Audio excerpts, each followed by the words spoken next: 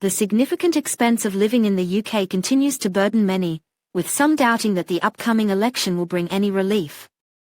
One single parent, reliant on government assistance, closely monitors his gas and electricity usage as funds run low. With just £1.85 left on his meter, he faces tough choices about what kind of meal he can afford to provide for his child.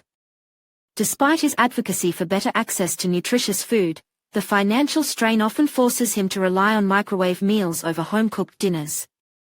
The struggle is particularly difficult for single parents on benefits, leaving them feeling abandoned and unable to afford both fresh produce and the utility costs to prepare meals. As the Conservative Party campaigns for the upcoming election on July 4, many like him fear that their situation will not improve. A parent with a young child was among the customers lining up to purchase £1 bowls of fresh vegetables at a bustling street market on a recent day. The affordable prices offered at the market are a welcome relief, especially with the high cost of childcare eating into their budget. The need to be more mindful of bulk purchases and alternative shopping and eating habits to save money is becoming increasingly necessary. In the wake of a double economic shock caused by supply chain issues and soaring prices during the COVID pandemic, the UK experienced a peak inflation rate of 11% in late 2022, the highest in 40 years. Many public sector workers, in particular, struggled as their incomes failed to keep up with rising costs.